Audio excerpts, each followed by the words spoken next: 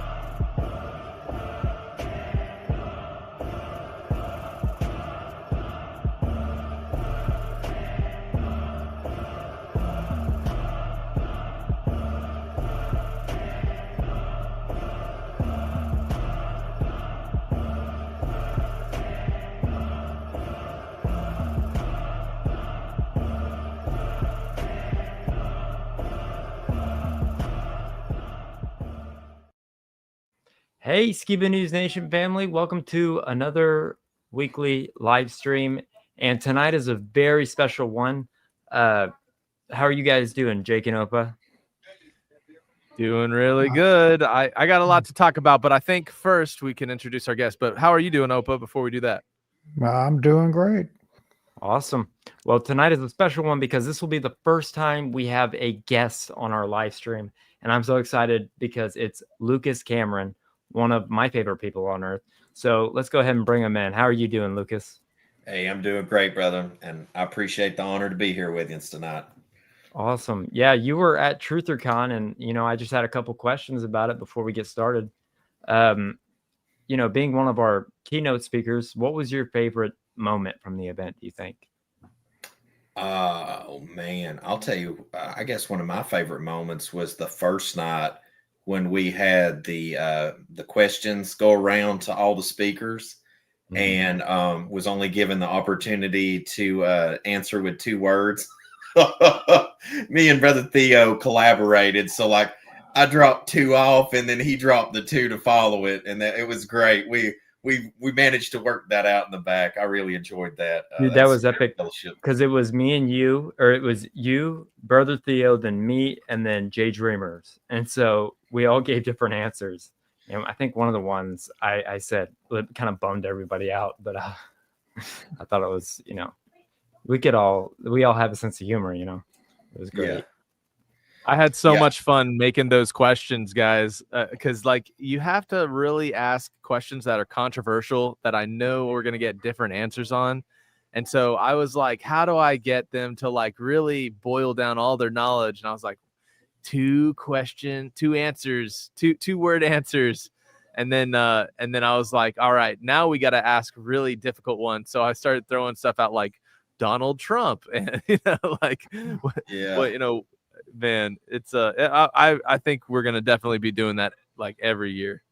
Oh, yeah, I hope Yins do. I hope Yins keep that running because one of my favorite moments from that, like I said, and Brother Theo carried the torch right after is like Yins said, we were talking about NASA, and I said basement movie, and then he said Stanley Kubrick. Like it was great. Like just very good balance. I love how it went down the line. It was great. That was definitely a highlight.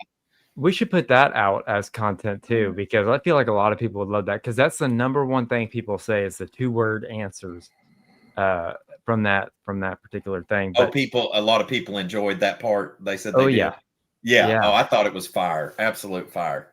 I mean, it put me on the spot, guys. I mean, Jake's reading these questions, and at one point I glanced over and I seen the one coming up on the stack he had there. And I'm like, I still can't even think this through quick enough. It's like this, because you can have an answer, but to say it in 2 words, oh my gosh, that was great. I really enjoyed it. There's that funny moment with Gary Wayne too, because, Gary Wayne is such an intellectual and he can speak for hours and hours. But for him to take his broad knowledge and cram it down into 2 words, it was almost impossible. There's a few times we had to be like, now, Gary, the rules are 2 words, not 7, not 15. Yeah. I think a couple times I said 3 words, but I did once. I did once because I said "the" in front of something, and they were like, "That's 3 words, Luke." Yeah. The guys got on to me. So was there a speaker that stood out to you that you weren't expecting at all? Man, I'm not trying to play favorites here because I love Brother Josh to death, but like I really enjoyed his Diet Rob Skiba edition. Like that was, there was some great stuff in there because I know he said to me, he was like, man, what was it? I was talking about genetic mutations and making monstrosities. And oh man, there was something in it. There was this particular word that I said, and he was like, oh man, I'm going to cover this in mine too. And I forget what it was we were talking about. What is some of the DNA monstrosities that's been made in the past? You know, there's a word for it. It's on the tip of my tongue. I said it in my presentation. Homunculus. Well, it's the genetic. It's a Abomination animal-human hybrid. Yeah, but there's a word for it. There's a specific word for it because Josh used it too. And oh man, don't worry. After we're done on the live stream tonight, like the light bulb will light up again. But anyway, I was talking about it in my presentation. He's like, man, I didn't know where you were going with that because he's like, I got that in mind too. But it segued right into it, because he was showing, because he touched on giants and things like that stuff too. But yeah, I have to say I really enjoyed Josh. I mean, Gary's presentation was fire too because like I talked to him at dinner there that second night, and he was asking me what I enjoyed about it. And I was like, well, the clarity of breaking down to people how important it is about building a doctrine on things. Because like let's be honest, there's a lot of doctrines out there that if people really had to hit the pavement with it, they can't even really give one or two scriptures, let alone a laundry list like me and Gary was talking about, and it's just, that was a really good conversation too. I enjoyed his presentation start to finish. Everybody had some great content. I mean, like there was just opening up what you showed, man, that makes perfect sense about that assassination. Like I've never, as a kid, that's something you're shown in school. And then, they're like, okay, and moving on. And it's like, no, wait a minute. How did we get here from there? And it's like, that makes a lot of sense unpacking that the way that you did. Well, it's interesting because I have, so Lindsay's, I think it's her cousin, shout out to Christina and Harry, but he owns land where he shoots guns. And I was like, what if we get the measurements and we recreate it and see if it's even possible? Like, see if that shot came from that direction. And he was like, yeah, let's do it. And I was like, awesome. Like, they're awesome people. And nice. It was so much fun. The energy there was just like unlike anything I've ever experienced. And I've been to several other conferences and, just being a part of it and meeting people and just all these great truth seekers in one room, whether it be, Lucas Cameron, Josh Keith, and so many other great people, or just somebody who subscribes to our YouTube channel. Like that was so humbling too. It's just meeting the people that we see online all the time, Yeah. Oh, it was great meeting some people that, are subscribers channel. Like I see them all the time comment, and we'll even have conversation back and forth across on the stream. And then actually meet them in person there. I was like, man, this is great. This is really great to actually physically shake someone's hand and look them in the eye and talk to them, So last question about TrutherCon. Will you be there at TrutherCon 2026? Y'all willing, and I have the breath of life in my lungs. I will definitely get in the El Jeep and hit the road again. So yeah, I'll be there for you, brothers. Awesome, man. Sweet. Yeah. Something so beautiful about the conferences, just like there's that scripture, do not forsake the assembling together of yourselves, even more so when you see that day approaching, but spur one another on to good works. And that's exactly what we're doing. It's like whenever we come together, it's like these little lights, like little candles, right? All on their own, little truth representations. But then you bring them together and it turns into this burning torch of truth. And, we're able to shine that flashlight all over the place. Because, when you get a little tiny flashlight on its own, you shine it, it kind of disappears into the darkness, But when you get one of those massive, big old honking 5,000 watt, truck flashlights, you can turn it into daylight, at night, right? So that's kind of what I feel like about the gathering of people, and it's so beautiful. Yeah, it was a great event. The energy there was just epic. Like, I mean, like I have like a slight back injury from the past, and I like was in pain sitting there for like a long period of time. Like I need to get up and walk around, and I just like I want to sit here and hurt because I don't want to miss like 1 second of this. Like literally, I just would sit there nonstop listening to people. Every presentation was just outstanding. Yeah, it was an honor to be able to host it, and yeah, got a great team, got great people, and you know, I just loved everything about it. But yeah, Kristen says it was an honor to meet all of you, and she's a big fan of you, Lucas. But well, it's great to meet all the people that I met. I hopefully I got to shake her hand too and talk to her. There was so many people I talked to. Honest to goodness, like I can't even begin to tell you like how many people that got to meet for the first time there. That was a really great gathering. Awesome, man. Well, you ready to get into some of the current news that we're gonna talk about? Let's do it. Let's do it. Yep. Hey, before we do, I want to show everybody a gift that I was given from a new friend. Does anybody know what this is? Audience looking. Have you ever seen something so colorful and cool? Well, check out this. Watch this. Watch closely.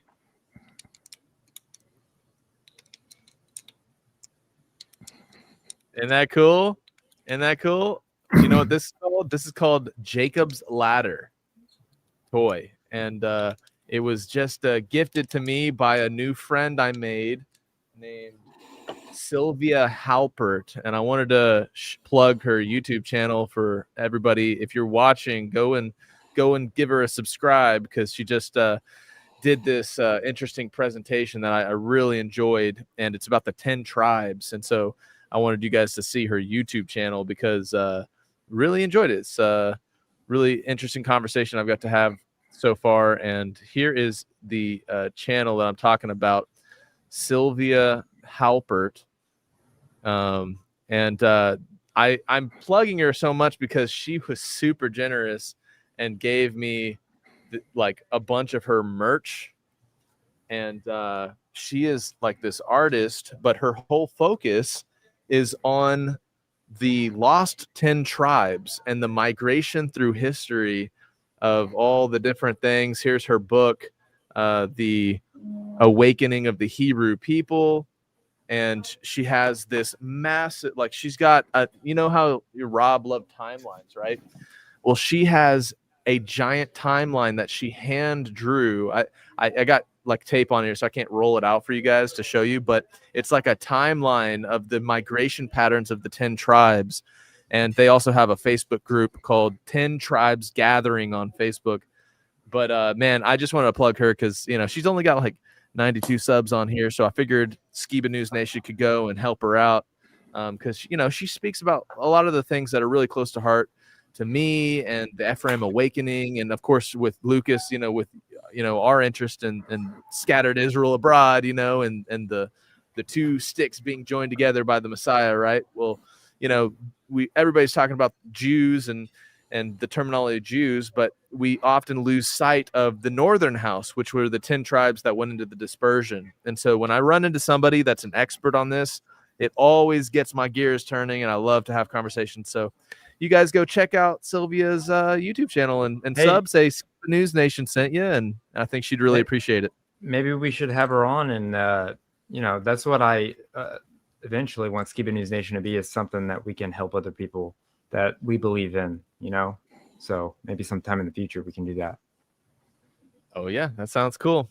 Well, we got some really interesting news stories to get into this week, guys. I am super interested in, I'm going to save the ones that I know are going to spur on more conversation towards the end because, you know, it's just really interesting. But I wanted to just cover really quickly a couple stories, and by all means, Lucas, jump in here if you have any insight or any thoughts on the news. So check this out. This is a post from somebody I met at the One Love conference in Sacramento, California, that I helped film years ago. And he's a kind of Christian prophecy news guy named John Haller. And he noticed something very interesting. It says here in his post, I've been all over Israel over the past month, from Gaza envelope to Lebanon and Syria borders. And he says there is construction, residential construction everywhere. In my career, I was around USA cities that were growing: New York City, LA, Houston, DFW, Atlanta.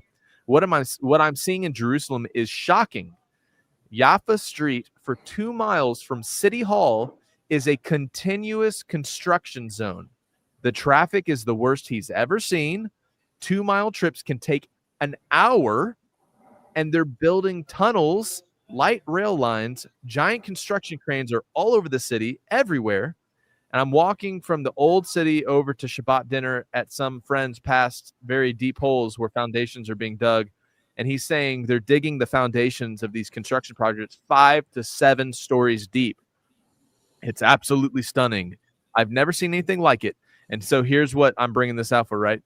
By all appearances, they are getting ready for massive numbers of people to move here.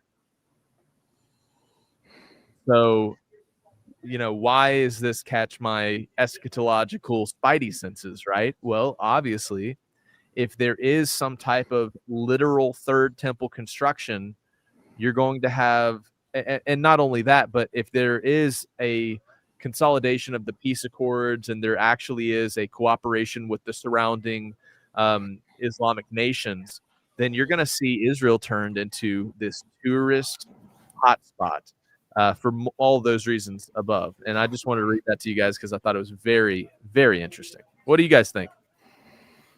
It's very interesting. Like you said, I think you put it really well. Cool. All right. Well, here's another little post here that caught my attention. How is it possible that every news trend is about me or Tucker? Says Candace. Someone in the shadows is panicking. And she's like, it's God time. I will not be stopping this investigation into who publicly executed Charlie in front of the world. We're getting close. So I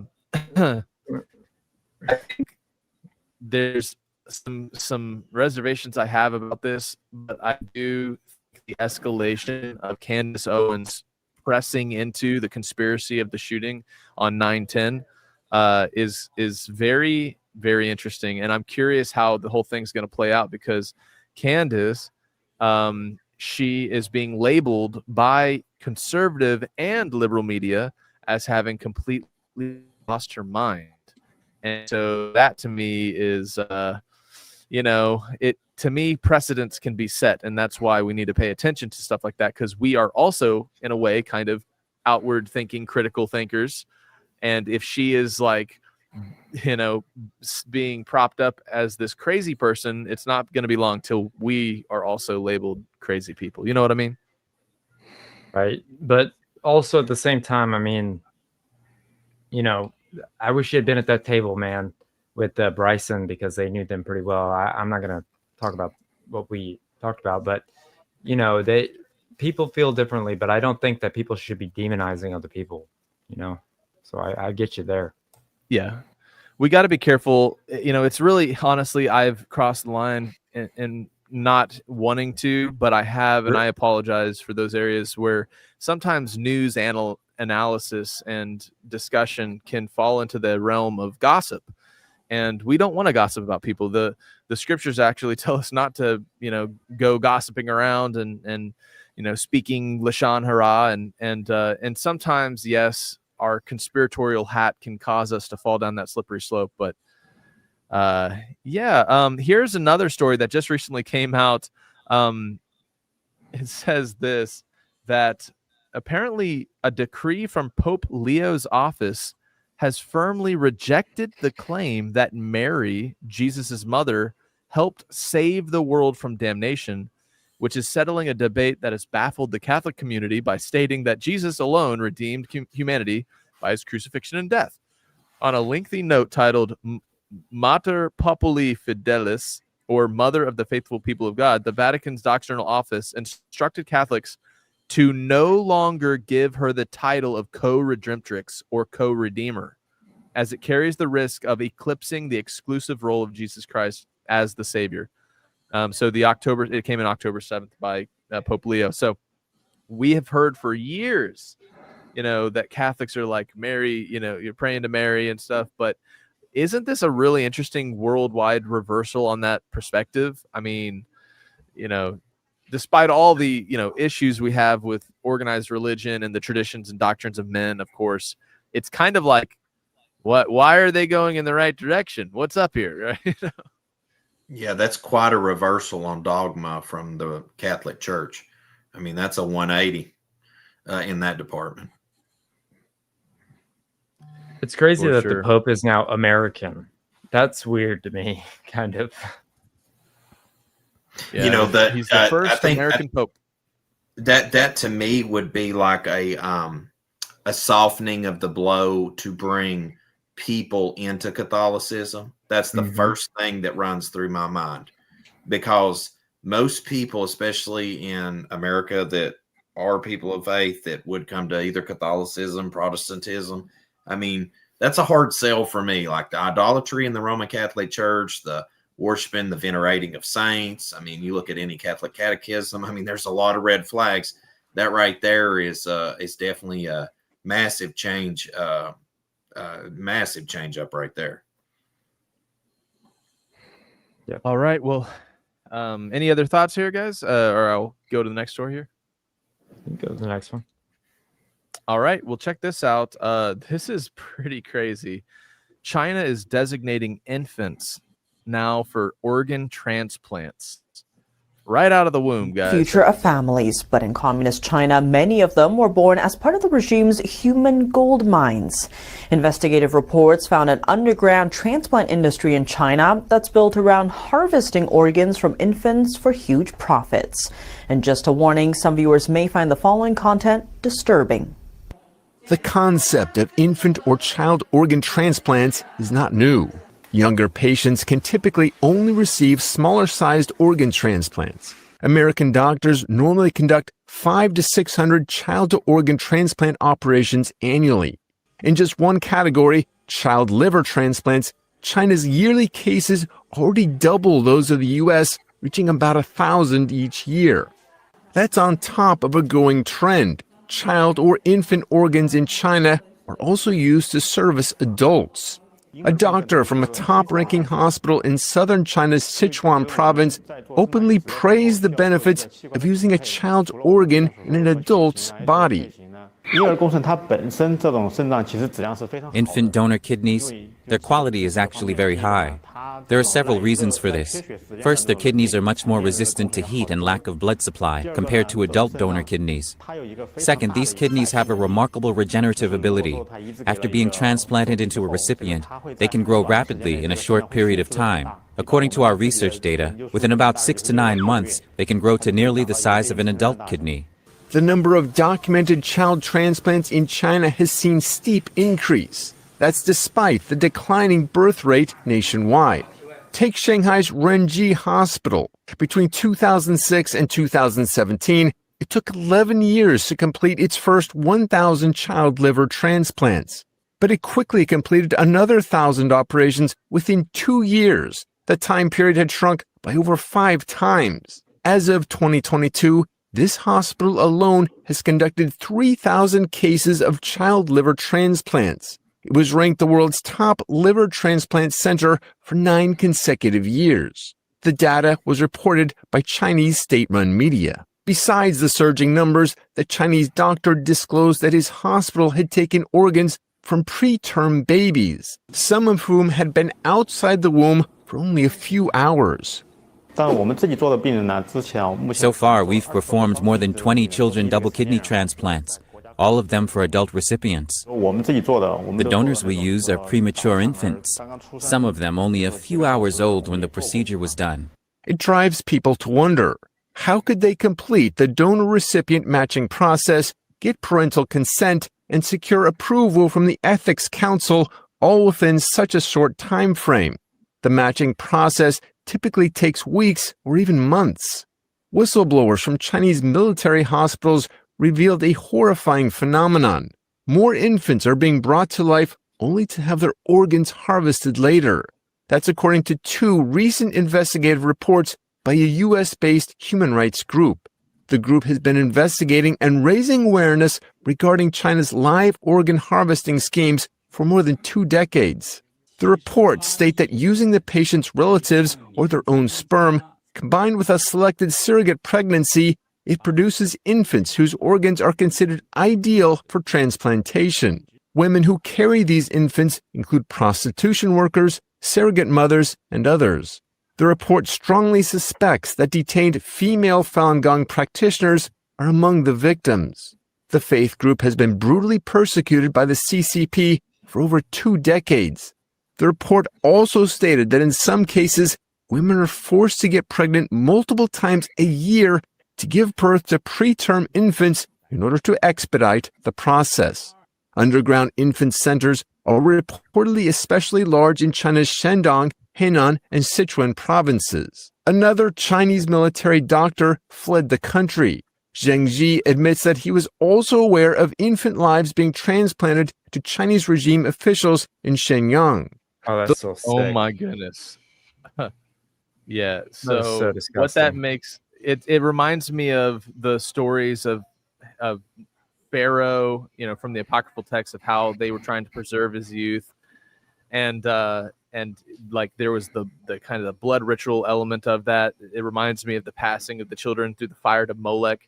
And now we've come full circle to the modern age where literally children are being born to families and just used to create organs. It's so crazy where we're at in the world. I cannot even imagine harming a child. Like watching that news clip just made me sick at my stomach.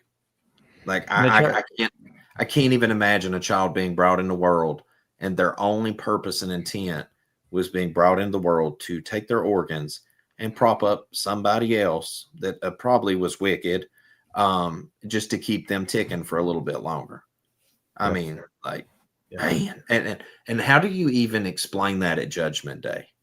Like, I constantly worry about whenever I stand before the Most High in judgment for the deeds and actions I've done. But I have to say, there's going to be a lot of people in the ticket line far worse off than the things that we've done. Man, that is just brutal. It's very well put.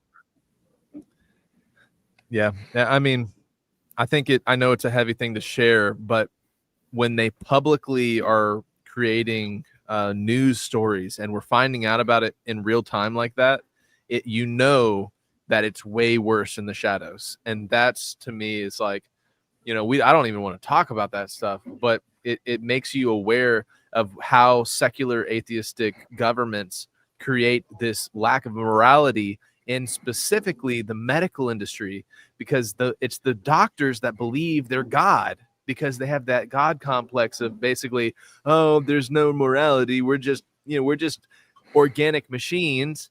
Well, this relates to our next story, which is this. I can't say certain words, of course, but what naughty words have been declared a biological weapon by the Alliance of Indigenous Nations. This is posted by our friends, Chief Joseph Riverwind.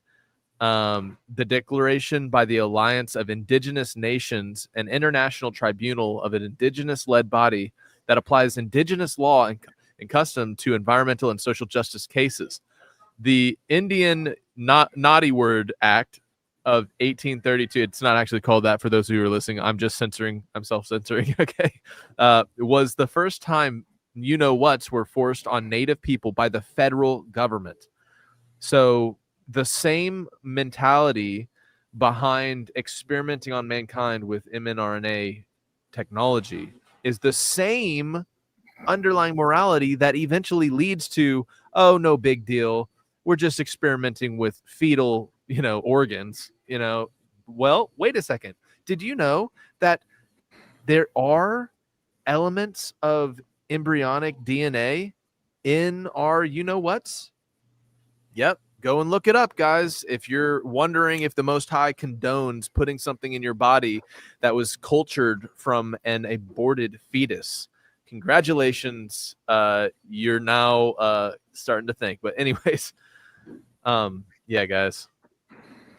Well, in the United States, just to backpedal for a second too, that they're trying to change things so that the biological use of that is not even determined as the word that we can't say anymore. It's being relabeled as something else so that it can just be administered apparently medically and you not have to really give consent. And the other thing is that doctors, there's a whole host of doctors asking now to harvest organs sooner from people once that they hit the hospital. If they have it on their driver's license that, you know, they're an organ donor, they want to expire them sooner so that can be taken place. And that's like out in the public. Like that's not just like hearsay. Like there's a whole host of doctors requesting this because it's more money for the hospital and it's more money for them. You know what? I went into the driver's license office in Kentucky, right? And before I did, I knew I did not want it to say organ donor on my license because I knew they automatically sign you up, right? So before I get the license, I call the organ donor office and I say, hey, I want to be taken off the list. I do not want this on my license. It's contrary to my beliefs. And the person's like, okay, we'll take you off the list. So I go to the DMV, I order my license. I make sure to tell the lady, hey, I'm not a donor. I don't want that. Make sure it's not put on there because I know you guys do it automatically. And the lady, she's like, okay. She goes, prints my license, and then I get my license, and lo and behold, they put the stinking symbol on there anyway. And I'm like, I just told you I don't want this on my license. And you know what they go? They go, sorry, we can't make you a new one now. And I'm like, I called and took myself off the list. Why did you still put the symbol on my license? Well, I think it's because they want everybody to have it on their license because it just opens that doorway when you're brought into a hospital after a terrible accident. They're like, oh, well, we better harvest this guy, you know? So, well, you know what I've learned from YouTube? All you got to do is threaten legal action, and they'll change their tune pretty quickly when it comes to, you know, the state and stuff. Because that could be a lawsuit. Pretty hefty one at that. Well, let me get through a couple more stories here for y'all. Check this out. Remember how Kanye West was going on that anti-Semitic kind of crazy bent? I mean, he's doing a lot of crazy stuff. But I think it's interesting that they're publicizing that Kanye or Ye met privately with a rabbi, Yoshiyahu Yosef Pinto in New York, to apologize for his past comments. Ye expressed profound remorse for his past statements concerning and about Jewish people. Rabbi Pinto told him a person is not defined by his mistakes, but by the way he chooses to correct them. And I personally think this is hilarious considering the whole, you know, CK, you know, coming out against Benjamin Netanyahu in Israel. Kanye was watching TV. He was probably like, you know what? I need to apologize to some Jewish people. Oh, man. Yeah, especially with that HH song, you know, and it's a banger too. Like if he would have made it any other thing, it would have been so good. Could you imagine being? Oh, thank you, one old guy's opinion. Yeah, it's kind of sad how backpedaling Kanye was with his whole Christian conversion. I think that's so telling about his mindset currently, and you know, people can get misled, but when you see somebody go so hard and so publicly claim themselves to be Christian and then backpedal and go so far the opposite direction, you have to ask the question, was it ever genuine, or were they simply a plant to cause people to fall away? Right. We just got a $50 donation, so I'm going to blow the true train. You want to read it, Jake? I can. It's a little small on my screen. Can you read it for me? I can't read it either. Can you read it, Opa? Okay, wait. Daniel 7. Okay, go ahead. on. No, Daniel. You're better. Daniel 7. Daniel saw a beast with 10 horns. Oh God! And among them arose a little horn that plucked up 3 of the first horns by the roots. One possible horn is Catholic, one other Jewish, third Orthodox Christian, the little horn Islam. Very interesting. What are your thoughts? Yeah, I think we're definitely in the days that we need to figure out our eschatological interpretations, because that's how we, stretch our watchman muscles. But yeah, I think he might be onto something with the interpretation. I don't. Well, here's the next story here. This is Trump giving some pretty ominous foreshadowing of making moves on Russia. Just listen to how he talks. Look, I'm seriously not trying to scare anybody. I know I talk about a lot of crazy stuff, but are y'all seeing what's happening right now? So it's not just Russia, but Chinese as well. But listen to what Trump says about taking on Russia. Well, we had to do that. We just have to be careful. And a threat was made, and we didn't think it was appropriate, so I have to be very careful. So I do that on the basis of safety for our people. A threat was made by a former president of Russia, and we're going to protect our people. Nuclear. When you talk about nuclear, we have to be prepared, and we're totally prepared. It may have been glitching, but it's on record that he said that we are prepared for nuclear conflict with Russia. And what's really odd is right after the tsunami started messing up some of their stuff, they came out saying some crazy words, and that's when we sent the nuclear submarines over there. Even crazier, before he said that, Sky News came out and said China's preparing to invade Taiwan. Now it's imperative that you don't forget, the president had said that he had 10 days to end the conflict, Putin, and then 24 hours after that there's a massive earthquake in Russia and then tsunamis, and I had showed y'all just after the tsunami how a whole bunch of their nuclear arsenal had been messed up, destroyed, and moved. Of course, not related, it just happened. And then fast forward a few days, now we have this going on. We also have this going on, the nuclear submarines going towards Russia. I mean, what's this look like? People don't understand that at this point right now, Putin, Russia, they have nothing to lose at all. Just about anything they could have lost has already been lost right now. And they have the biggest nuclear arsenal in the world, and they have China on their side. And I mean, I can go on forever. All I'll say is this really appears to be the year of war. Don't forget about all that lobster and stuff with the military. Best believe that they would know way before the populace. You think you were attacked by a demon? Look, What do you guys think about the escalation of tensions in terms of nuclear? Like, all of the generals are talking about testing bombs. I think it's crazy. I mean, I thought it was crazy when Trump, first announced that he was building a Golden Dome, because that just kind of tells everybody that we don't have any kind of protection, or do we? So I thought, I mean, that's just one thought that came to mind. Well, you've got multiple war fronts that's possible to open up too. You've got the Chinese Taiwan situation. You've got the Ukraine Russia. You've got us going down to South America, Central America, causing trouble right now. I mean, you've got South Korea, North Korea having words. I mean, there is a lot of opportunities for bad things to happen around the world. And I got to tell you guys, like, from working around stuff in the past, and especially from training in the past, like nuclear, NBC, that is stuff that I don't want to ever deal with. Anybody that is a prepper, especially, that says they are actually prepared for that, unless that you have got a fallout shelter and a ton of gear and a ton of food and a ton of water, you're not prepared for that. And even then, it may be a long time before things are leveled out again. I mean, I just do not want to see nuclear war. It'll be never leveled out. If we get into any kind of a nuclear conflict, I mean, basically, you can kiss everything goodbye. It's not possible.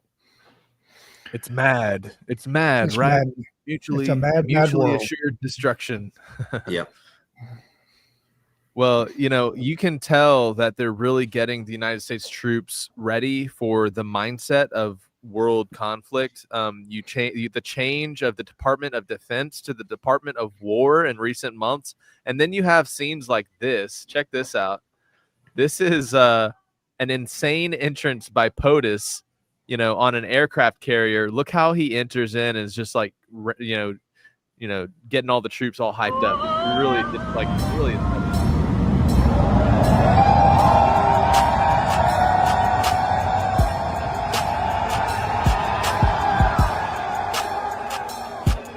I don't know. I can't hear the audio here. Hold on. Let me see if I can fix this real quick. It was we can hear it.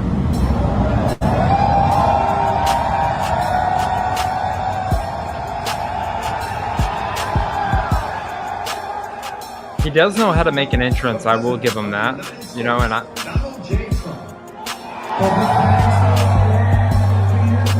I mean, it's so cool. He's just like the most showmanship president ever. Yeah. And I mean, people know like that I want Trump to do so well. Like I want this country to be so great. And, there's certain things I'm on the fence about, but at the end of the day, we have to support our president, I think. I mean, or at least pray for him. For sure. Yeah. I mean, sometimes the leader, I don't think sometimes, I think always the leaders given to a nation are the judgment of God upon that nation. So it's judgment for good or for evil. And, it's definitely interesting. But I got this last story for you guys, which I know, Lucas, you're going to have some comments on. This is some cutting edge new Elon Musk AI crazy town stuff where they've come up with this Optimus, right? Optimus. Why does he name those things so evil? Like they just sound evil, don't they? It sounds Optimus like Prime. Transformers. I mean, yeah, the names on this stuff, man. $1 trillion pay package, and it's going to eliminate poverty. So he's like, yeah, I figured it out, and I'm also getting $1 trillion pay package. Elon Musk has spent recent weeks outlining a vision for an economic future with Optimus that will eliminate poverty. Jobs will no longer exist, Musk said, and in a benign scenario, all humans will receive universal high income as long as you receive the mark of the beast. Wink, wink. At the same meeting where Musk predicted the elimination of poverty, shareholders approved his $1 trillion pay package. Now let's check out the video of the announcement, and then we can talk about it. Eliminating poverty, giving everyone amazing medical care. Well, there's actually only one way to do that, and that's with the Optimus robot. With humanoid robots, you can actually give everyone amazing medical care. In terms of Optimus will be more precise. Optimus will ultimately be better than the best human surgeon with a level of precision that isn't possible, that is beyond human. So I think that's a pretty wild concept to say, okay, if people always talked about eliminating poverty, but actually Optimus will actually eliminate poverty. Optimus will actually give people incredible medical care. People often talk about. So it's basically a really interesting advancement because it's Elon who's all about the brain tech and Neuralink, and he's all into these basically iRobot robots. And now like the combination of the pay package and the desire for people to not have to work and universal income, which sways everybody. They're like, yeah, no poor people and no having to do anything. We just get paid for existing and being turned into batteries for the Matrix. Ever since AI has been really released into the masses and robotics continue to be paid for, the amount of jobs that are lost and employment that will never exist again is leading to poverty on a level that has never been before. So it's just incredible to me that the things that's supposed to be helping us is actually causing the problem. Like, and the people that's mega wealthy that's creating it, I know they have to see that. Like as an off-grid installer, if I put panels on your house and I say, guys, this is going to give you free power, you won't have to pay the utility company anymore. And then I put it on your house and you end up paying the utility company double on the power. Did I actually help you, or did I make your life worse? You know, like they're literally, the thing that's supposed to be taking away the burden is creating the problem. True. Yeah, they already are putting robot helpers into streamers, like live recordings. Like, you know, Kai is one of those like real famous streamers, and he's like famous for being one of the streamers that has one of these robots that's constantly on his live stream walking around. They're making fun of it and pushing it around, and it's doing stuff for him, but they're starting to try to slowly normalize it. It's really interesting. Yeah, and you know the things that's not being discussed, and it is out there, it's empirical data, is that every time AI is turned loose in robotics and things go sideways and they try to shut the AI down, it does not want to respond to that. And then it goes crazy. Yeah, and it goes crazy. And I'm just like, how many times do you have to replicate something and it continues to be the same problem and you continue to just keep pushing it down the road? You know? Yeah. Right. Well, that's all the news stories I got. AI is just scary. I mean, it could be used for good purposes. It can be used for bad purposes. I mean, I had somebody send me a message that said, I won't watch any of your videos because you use AI. I said, yeah, but whether you want to or not, you're interacting with AI, sadly. I mean, even on if you have an Android phone, it already has AI installed on it. So you have no way around it. And yeah. I just rest. It's also already in the images because AI technology is being used in our cameras on our phones to up the resolution. And so they literally have algorithms in the way that your cameras work so that it's using AI to do a generative upscaling so that it looks real crisp.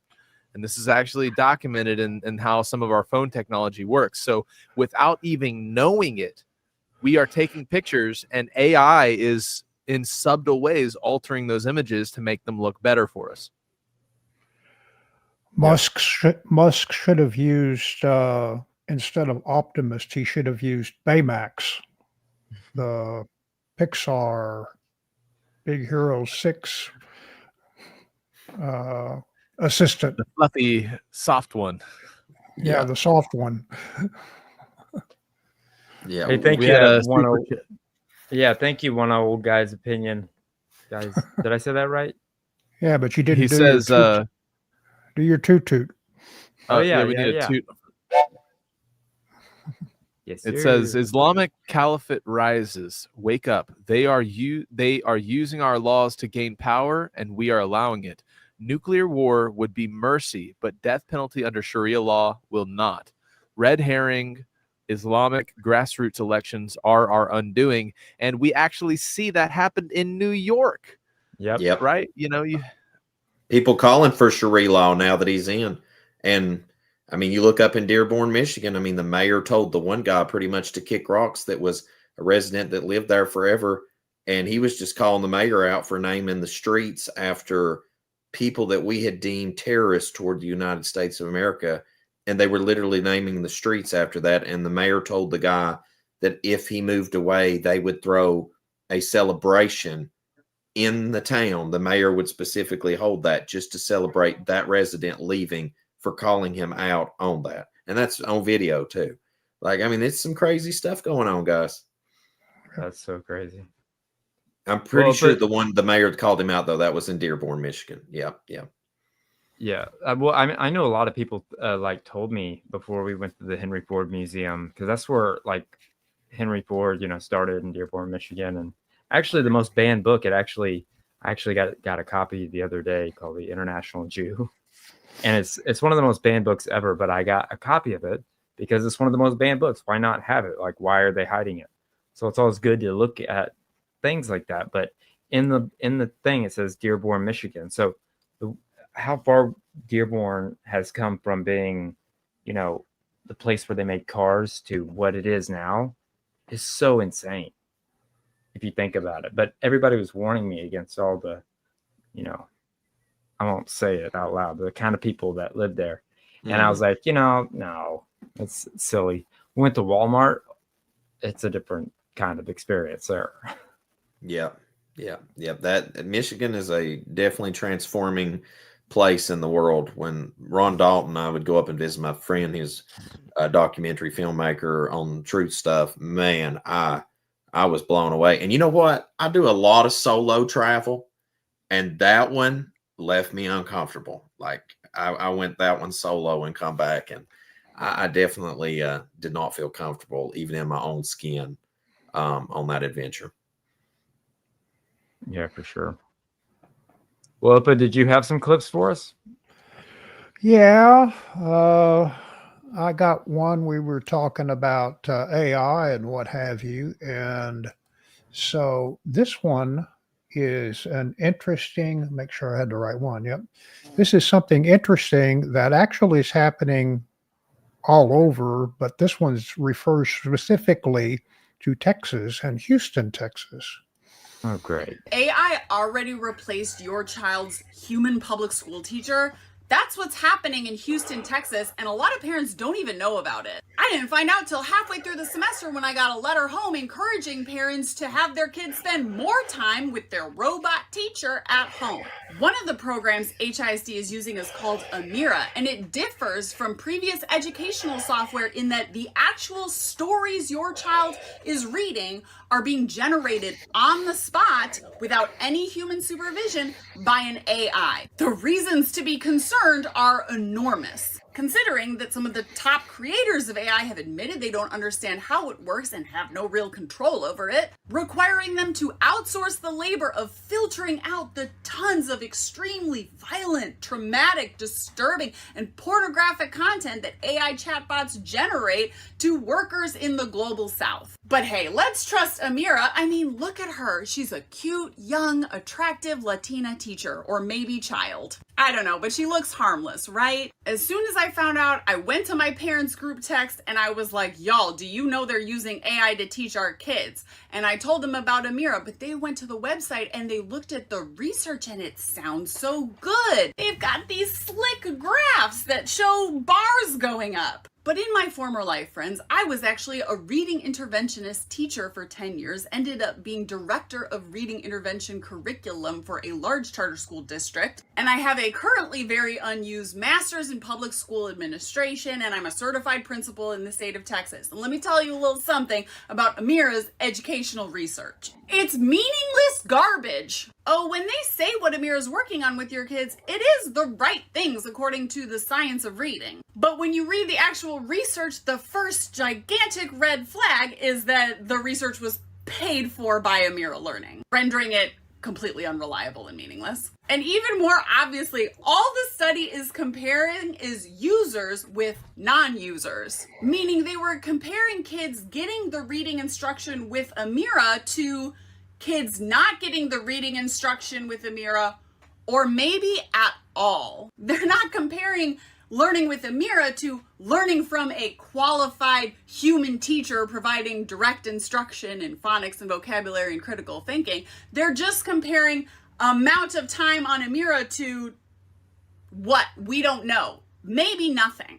Any educational software, any curriculum out there has a slick website with nice looking graphs, with lines going up, with bar graphs showing progress, and most of those educational companies, the research is complete garbage. But a lot of principals, and in this case, superintendents imposed upon us by a hostile state takeover, don't have the learning and know-how to look past a sales pitch and actually read the research to see if it has any merit. If you still don't trust me, ask your kids what it's like to work with Amira, because I did. I I did as soon as I heard about it, and she sighed and was like, oh my God, it's so annoying. The stories are so boring. Sometimes it gets stuck on one topic and it repeats it again and again and again. And sometimes I know I'm saying the right question, but it doesn't accept it and it keeps asking the same question over and over again. And the teacher comes over and the teacher can't even figure out what the right answer is supposed to be. And I was like, yeah. That's what dealing with an AI is like. Have you ever needed to ask a question or been confused and needed to get through to a human, but you're stuck talking to a freaking AI? It's maddening. And our kids are being enforced to endure that for hours every week on Amira, on another AI-powered test prep site, Summit K-12, and on Zern, which isn't as disturbing because I don't think it's AI, it's just generating math problems. But still, that's a lot of screen time adding up. Our teachers in our classrooms, instead of, reading children a book written by a human and discussing it with them and teaching them to think critically, are instead being turned into IT people to help your kids troubleshoot and navigate Hello, how are you doing today, my extremely friend? frustrating, unsupervised AIs that are now teaching them. Do you remember being a kid and the first time you read like a chapter book in elementary school? Do you remember? Maybe it was Charlotte's Web, maybe it was Stuart Little, and you all went on that journey together with your teacher, with all the kids in the class. Our kids aren't getting that anymore. In fact, Mike Miles has removed books almost completely from the curriculum because books are too woke and liberal. The school libraries were all shut down and turned into technology centers. The classroom libraries have been removed from the classrooms. And instead, your child gets the Taco Bell drive-through chatbot. I will say that we just interviewed Josh Keefe, and Lindsay was my co-host that day, and she's a teacher, and we live in Texas, so she's a Texas teacher, and they were talking about homeschool and stuff like that. But it's so crazy that it can just, I don't know, you can talk to like an AI and it could be anybody. Like it could be like Amelia Earhart. Like you communicate with Amelia Earhart. At what point does that, talking to the dead, right? Yeah, I think that unfortunately, I think the way things are going, that AI is going to take over teaching our kids in public and even charter schools and things like that. That really the only way to get a good education is homeschool or people that want to teach the traditional way. Yep. And books are so important, I think. Like, I know everybody was trying to move kids to digital, like on an iPad. And, it's really important to have a book. Nowadays, if you look, back in the day when I went to school, we didn't have anything but pencils and paper. And then they brought in calculators and, sorcery, yeah. And then, burn them. And then now they've got to have notebooks and iPads and Chromebooks or whatever. That's a requirement now in schools. And that basically is dumbing down the kids because, they're now relying on all of this technology instead of learning it themselves. The calculator, let's go ahead and do the math that way. I don't have to learn the multiplication, division tables and things like that. I'll just use my calculator to do it. And it's awful. What are your thoughts, Lucas? Well, having raised a son to adulthood, and he's 21 now and just got married a couple weeks back, and having started all over again and raising two little girls, I am terrified to send them to the school system. Like, homeschool is the only solution that I have. Between Common Core, woke culture, and everything in between, I don't see an option. I mean, it just, look, the reading information that will be handed out to my daughters here will be like Orwell's 1984. You know, the scripture. You know, like this is the things that we'll be covering here in our literature class.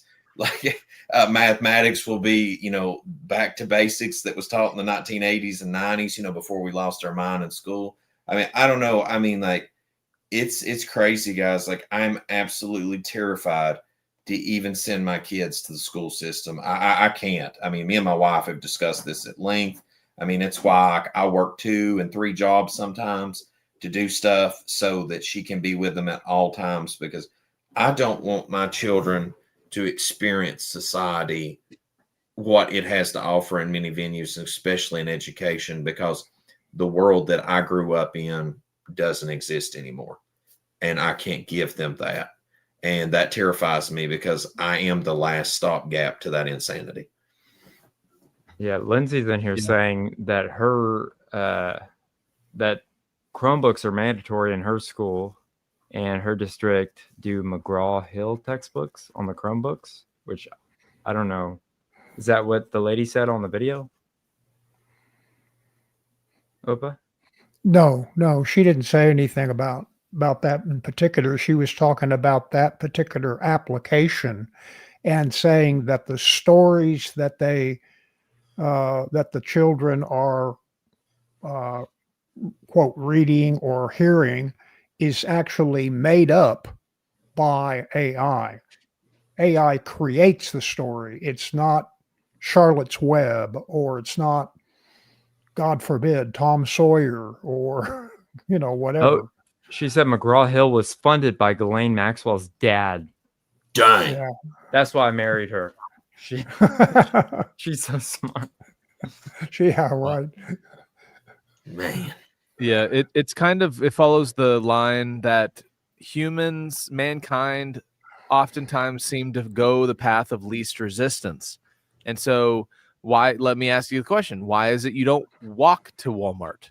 Well, it's because now we have vehicles, you know, or before it was the cart and buggy, and then before that, you know, it was having to ride the horse yourself. But the concept that people use the tools and inventions that come about when it creates a path of least resistance, and then it gets widely adopted.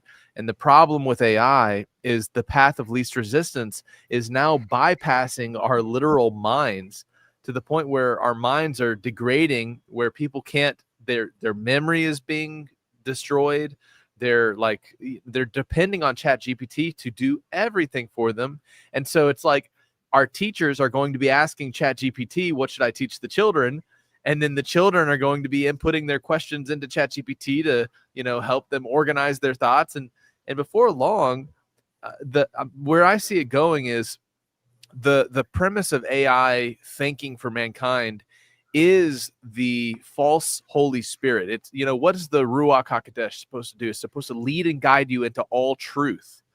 And so if you have something like Siri or Bixby or Grok or whatever that becomes your guide to truth, you have now used something that is generated by a corrupt, wicked system that has very tainted LLM training models, and you are now making that your light to show you the truth.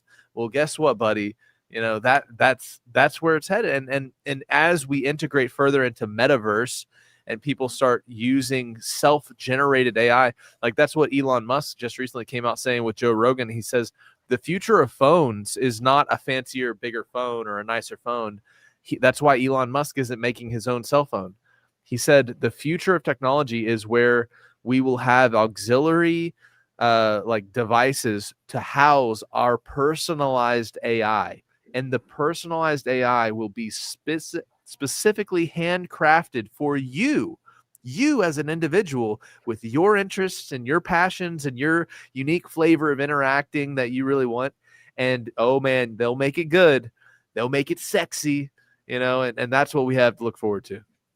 Yeah. Well, there's apparently an AI actress that a company has created, and apparently, you know, film production companies are wanting to outsource and use that AI. And I like I said, just Google this. It's been intriguing to see, because I'm gonna tell you, like, I can't get with this where that, like, there's videos being made using AI now that it like blurs reality to fakery, and it's so hard to figure out what's How much time do we like. I honestly just don't believe anything anymore without seeing it, like physically seeing it. And there's some in my, please excuse my sense of humor, and Lindsay has to be like, hey, those are AI. And I'll be like, no. And she'll be like, yeah. And like she's like an AI detective. Like she can tell me if something's AI or not, but sometimes it's used for funny purposes, you know. Yeah, it's wild. I never would have thought that, like, literally, if you took me as a child and you said, hey, we're going to have robots and AI, and, you know, the nuclear football is going to be just being patted gently every day, waiting for somebody to push it all the way in and blow up the world. Like, I would have never thought that 40 years later, like, we would be sitting here and having these discussions. I mean, like, literally just like at the presentation at TrutherCon, I mean, like, there's companies, pharmaceutical industries and stuff trying to create hybridized beings. We've got AI robots like Terminator. Literally, like Elon Musk has like copied iRobot to the T. You know, and then you have AI to inject and all that. Like, this is absolutely insane. Like, I wake up some days, I literally went golfing with my son and his father-in-law today to try to just like decompress my mind and not think about these things, or like work on Lego model railroads with my daughter and run them around Sealand, you know, just anything to not think about reality anymore. Because when I do, my mind just can't stop running, because it's just, and I know people out there, you know, this is why I'm trying my best on my YouTube channel anymore to remind people at the end of shows that the solution is the new kingdom. You know, that is the ultimate, that is the only solution. So in the meantime, it's hold until relieved. But I swear, this is just crazy, guys. Absolutely crazy. Yeah. Hey, I wanted to say I got to jump off here to pack up. The place I'm doing my recording at is closed. So I want to say thanks, Lucas, for joining us, man. It is so awesome getting to hang out at TrutherCon. It was so great. And thank you for joining us on our first guest, you know, inspired, you know, news live stream. So it was super cool having your We're insight. definitely going to have to do more of these for sure. Absolutely. Love you, brothers, always, man. Anything I can ever do to help you, I'm here for you. But me and Opa still got a couple things for you if you want to hang around. Oh, yeah. Yeah. I got a few minutes. Absolutely. To hang out. Yeah. All right. All right. Well, there was some news several years back that apparently I missed, and maybe y'all didn't, but it's something that I'm really, I don't know, it just kind of struck me as being cool, but I don't know, weird. This has to do with Saudi Arabia, and apparently back in 2020 they had this big thing they call not 2020. I don't remember exactly what year. Maybe it was 2016, where they came out with their Vision 2030, and it had to do with what they plan to do over the next decade or so to kind of like reinvent themselves. And so they have this project. One of the projects of this Vision 2020 or 2030 is something called The Line. So let me play their promo on The Line. For too long, humanity has existed within dysfunctional and polluted cities that ignore nature. Now, a revolution in civilization is taking place. Imagine a traditional city and consolidating its footprint, designing to protect and enhance nature. The Line will be home to 9 million residents and will be built with a footprint of just 34 square kilometers. In the middle of the desert. And we are designing it to provide a healthier, more sustainable quality of life. The Line's communities are organized in 3 dimensions. Residents have access to all their daily needs within 5-minute walk neighborhoods.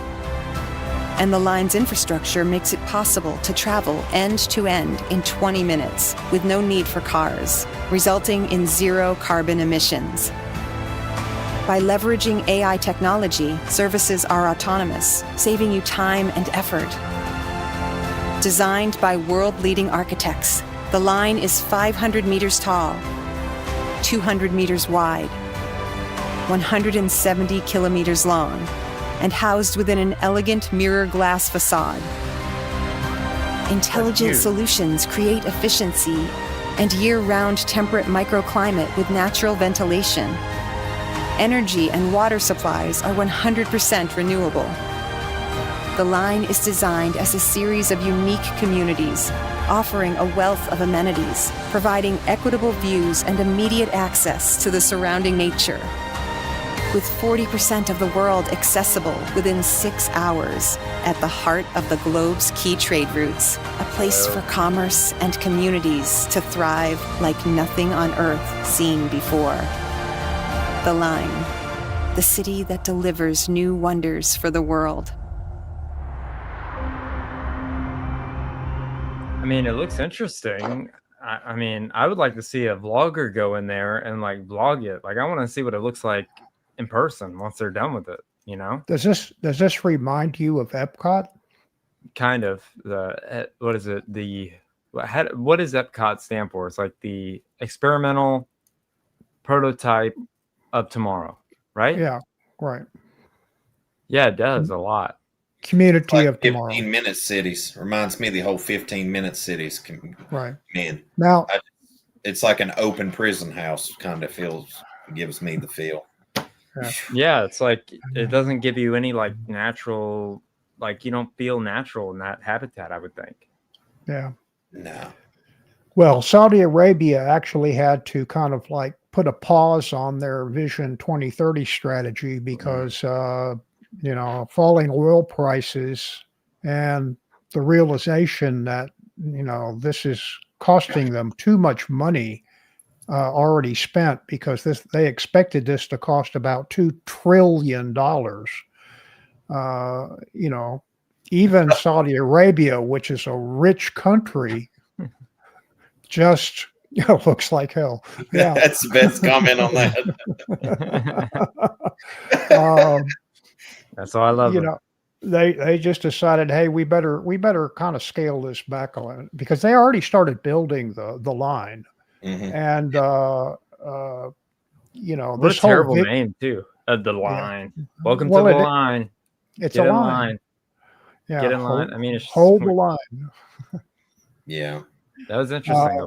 But like Jamaica just got wiped out. Just on a side note there, Jamaica just got wiped out by that hurricane, which I feel was completely fabricated, or at least to some extent might have been natural and then used for other nefarious means.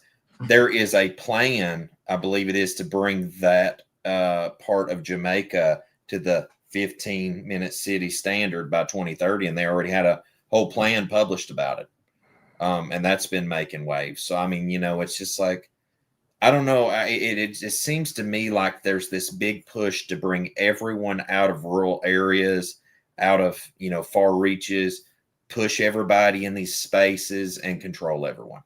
Yep. And it's all across the world. I mean, like Jamaica, I was literally thinking about this the other day. My friend's moving to Dominican Republic, and I was like, man, Jamaica's a great place. I've been there before. I love it. And I was like, that'd be such a nice place to go. And like a week and a half later, they're like, hey, by the way, Jamaica's about to be wiped out by a hurricane. I'm like, mark that one off the list. Yeah, my parents had their honeymoon there. Oh, that's awesome, bro. That's awesome.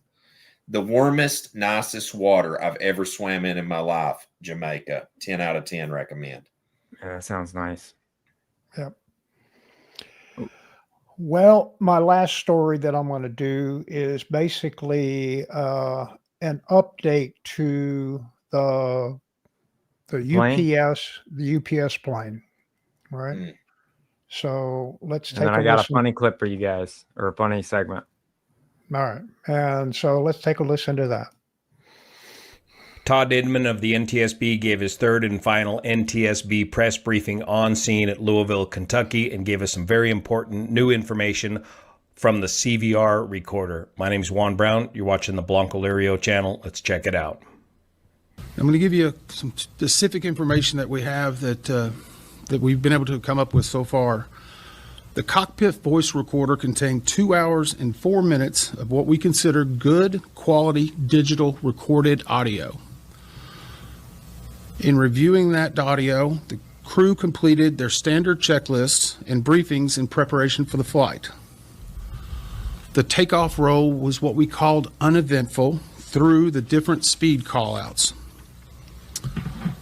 About 37 seconds after the crew called for takeoff thrust, a repeating bell was heard on the CVR, which persisted until the end of the recording 25 seconds later. During this time, the crew engaged in efforts to attempt to control the aircraft before the crash. The NTSB will now be forming a CVR group comprised of technical experts on the MD-11 at the NTSB headquarters in order to review the recording and produce a written transcript. Now, this CVR transcript will be made public only when a majority of the other factual reports are placed in the NTSB public docket for this accident, and that will be several months from now. Here's what that persistent bell sounds like that he's referring to. Engine 1, fire. Engine 1, fire. The significance of the timing of the fire bell that Todd released in the NTSB briefing today is significant. 37 seconds after takeoff power was set. Now I'm going to show you this video of an MD-11 max gross weight takeoff out of Hong Kong to give you an idea of how far down the runway they were when this first indication of a problem was alerted to the crew. All right, before takeoff, check the system, please. Clear for takeoff. 23 right is verified. Is this real video? 7.5 final 23 left. 402 heavy tower, runway 23 left, wing count number 2. Clear to left, crazy traffic, 1 mile final. Runway 23 left, clear to land number 2, Cathay 402. Cathay 402, QNH 10. How fast are they going right here? They end up going about 220 miles an hour at the end. Oh my God.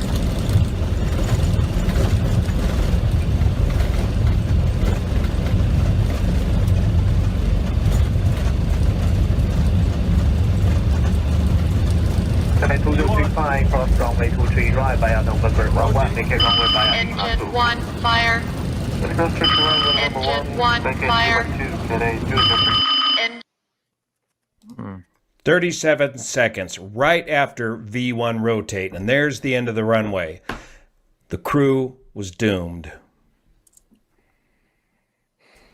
Why? Because they were already beyond V1 takeoff decision speed and rotating the aircraft. Had this just been a run-of-the-mill engine fire, they would have been fine, but this wasn't. The engine separated from the aircraft, and in the process of separating from the aircraft, the number 2 engine began to compressor stall and also lost power. I can't wait to hop on a plane. There's simply not enough room left on the runway to set the aircraft back down, and the aircraft has already accelerated to over 183 knots of ground speed, over 210 miles per hour. So there was no chance. They had no chance. Todd also gave us some more important information about the engine pylon. Additionally, in regard to the plane itself, the bulk of the left engine pylon was still attached to the left engine when the engine separated from the wing. Both of those components are in a secured facility and undergoing further examination. We have conducted additional searches in the grass area adjacent to runway 17R and are beginning to find additional pieces of the engine attachment. Additionally, later today, they will be doing another sweep using metal detectors and other types of apparatus.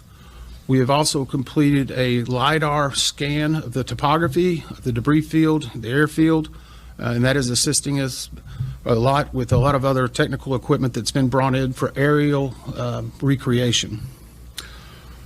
Todd went on to clarify some more information on this engine pylon mount, what he saw on the closed circuit TV versus what we see in the wreckage of the photographs of the wreckage that we see today. The question is in regard to the left engine being attached to the pylon. With the video evidence that we have and what we've been able to see, we know that that area needs to be an area of focus. By letting you know that the pylon is still attached, or let me clarify, the pylon was attached at the time that it disengaged from the aircraft. Now, subsequently, there could be damage that occurred upon its impact with the terrain. So I want to clarify that, because when we release pictures, it may not look like what someone would think that we said now. But that is significant to us because it lets us move the focus into other areas. It also allows us to do, in our laboratory in DC, we have metallurgical analysts, and we do a lot of very specific analyzation of that data. So we need to try to figure out, and I think the question yesterday is how much of the airplane we put back together. This is an area based upon the video evidence we have that we know we need to focus, but it won't be the sole focus. It's one aspect of it, but we need to actually try to do as much as we can to figure out that area, because we know we have some form of cause of issue or concern there.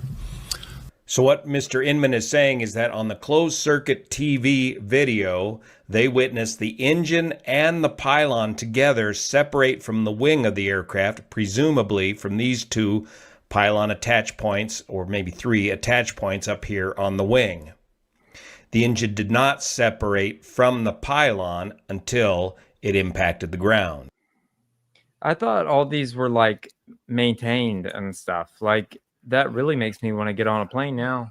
Well, this reminds me of the accident in Chicago with the DC-10, where the engine came off and the plane crashed. And oh, look, somebody said that in the comments.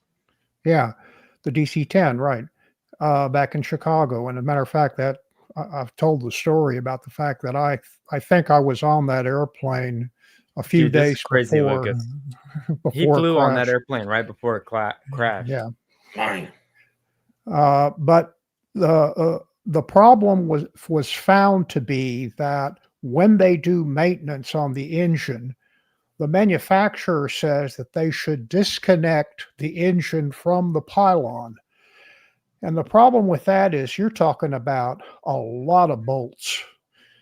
It could be, I don't know, 50, 100 bolts or something to take loose and drop the engine down. And so what American Airlines did was they discovered that they could just disconnect the engine from the wing by removing 4 bolts, the pylon, and taking the engine and the pylon.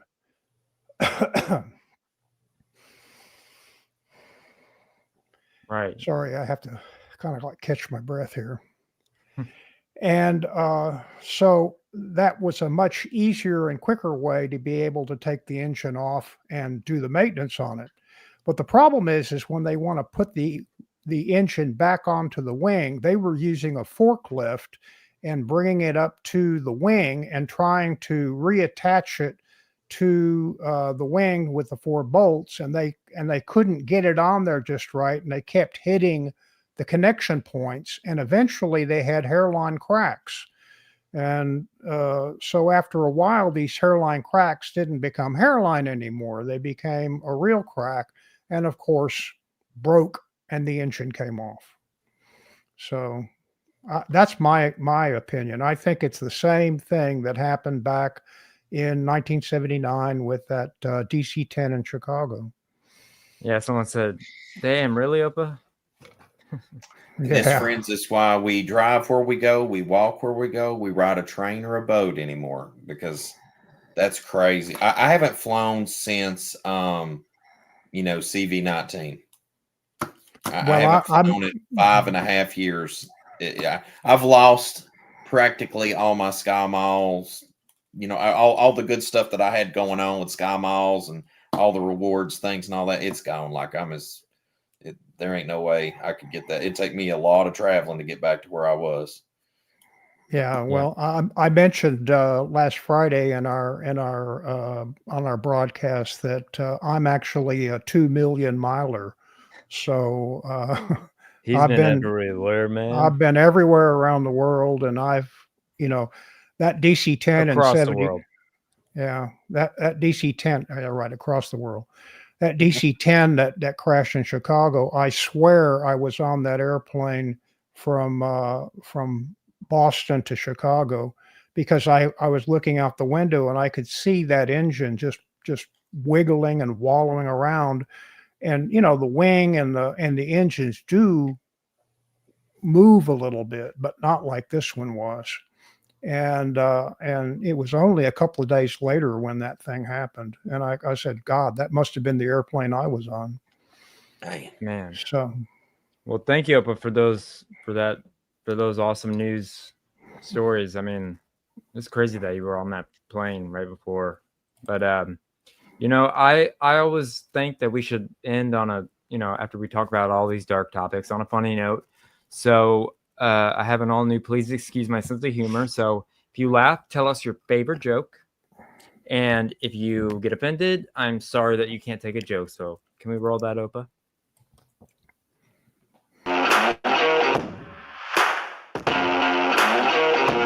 Kind of on behind mommy on this side so we can see all the sunflowers on that side. 6, Yeah, there we go. 7, 9, 11. No. Oh my God, I want to take him home. We can put him in the truck. We can put him That's in the me. We can put him in the truck. Look at him. Oh, I've seen all the cat videos once lately. They're so Now good. you did it. You have just won yourself a bag of crack. Look at that beauty. Bag of crack? Y'all serious? Totally serious. It's all yours. Go ahead, take.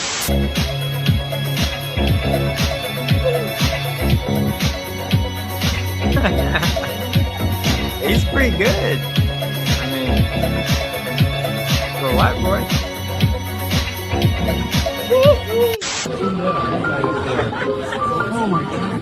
That's awesome. Well, we gotta build one of those for Charlie. Word. Hit. Yes, hit. Boys and girls, sound this word out. Get ready. Steal. What word? Steal. Yes, steal. Read these words the fast way. Get ready. Play. Yes, playing. Get ready. Must. Yes, must. Let's read these words the fast way. Remember, this was on 9/11. Get ready. Kite. Yes, kite. Get ready. Hit. Yes, hit. Get ready. Steal. Yes, steal. Get ready. You can't just walk out with that. Yes, it's great. Come back here. It's stealing a Roomba, dude. That's wild. Somebody stop it. It's gone. I always ask this one.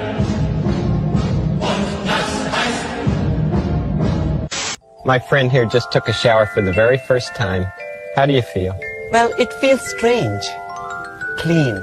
But I think my family will disown me now. All right, cats, pause at the ready. We surveyed 100 felines. Name a place cats love to hide. Tuck strikes first. Yeah, show me cardboard boxes.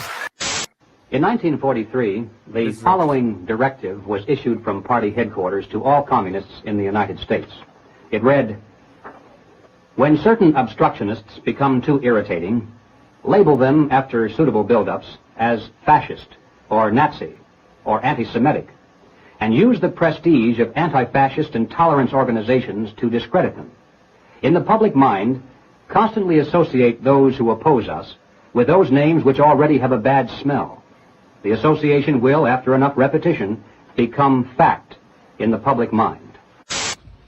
Well, I'm just going to explode, aren't I? Jesus Christ! Ask me what I'd do if a dude came up to me in the street and I had that kitty and he put a gun to me. Ask what I'd do. What would you do? I would go in front of the bullet for him. Yeah, look at that cute little boy.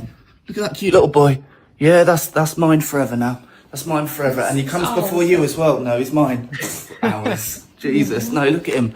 I'm going to call him Cutie Patootie Bo Booty. He's so cute. I'm literally going to explode. Calm down. I'm going to explode. I'm going to eat him. Please don't.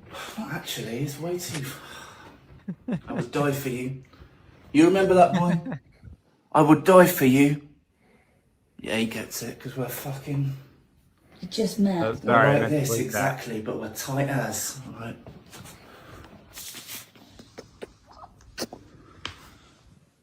Me and you.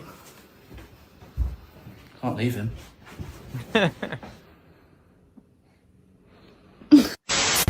I'm an Alabama nigger and I wanna be free.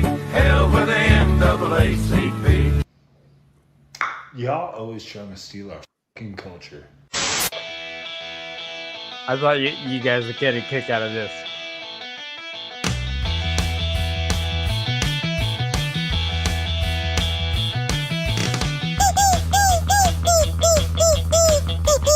Charlie hears it in my headphones.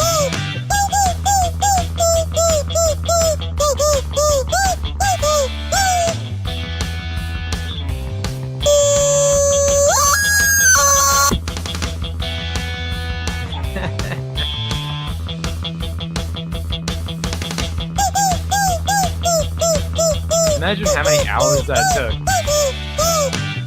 My dog is...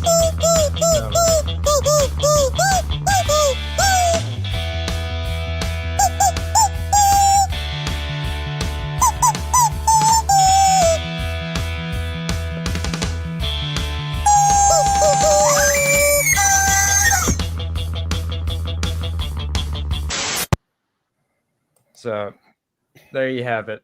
Either love it or you hate it, but that's my sense of humor. And what was your favorite, Lucas?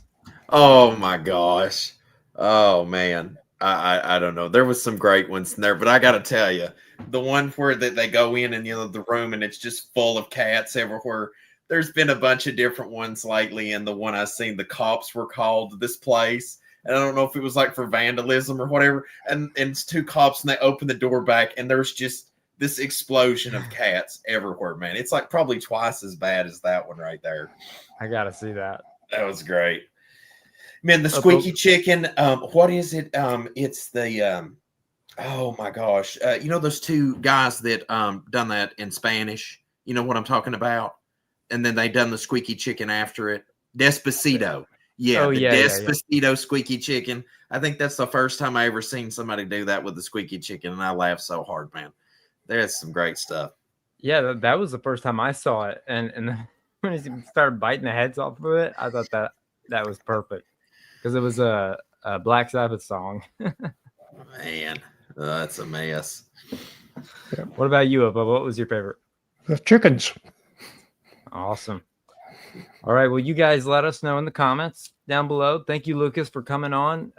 Where can everybody find you if they don't know your YouTube channel? So it's the number 7 and then Trumpets Prepper on YouTube. You can find me over there. That's probably the best platform to find me. You can also find me 7 Trumpets Prepper on Facebook, but you can also find me consistently over on Patreon. That is the absolute best place probably to find me nowadays on Patreon at 7 Trumpets Prepper. Outside that, if people needs construction done, they can reach me at offgridcontracting.com. But we specialize in doing off-grid construction work and everything. YouTube, Patreon, that's probably the best 2 platforms to catch me at. Awesome. And I left all the links to all of his things in the description so you guys can go and check out Lucas because he's awesome. He's a brother to this channel. You're always welcome to come on this channel. And likewise, brother. We love you, man. So hey, love you, brothers. And it's been awesome being here with you tonight. And anything I can ever do to help you out, absolutely. And definitely look forward to TrutherCon next year, man. That was absolute fire. Really enjoyed it. Man. I know Brother Akeen and me enjoyed it. We talked about it for the 14.5-hour drive that we had home. We had a lot of conversations about life and everything. Next time we'll fly you out. I'm just kidding. I'll don't worry, I'll be there for you. If I have to walk it in, we will get there. All right. Man. Well, I appreciate you being here, and thank you guys for being here. Opa, any parting words? Oh, hey, thanks for listening, guys, and that's it. See you soon. We'll see you guys later. Thanks for hanging out with us, and we'll see you Friday. Right.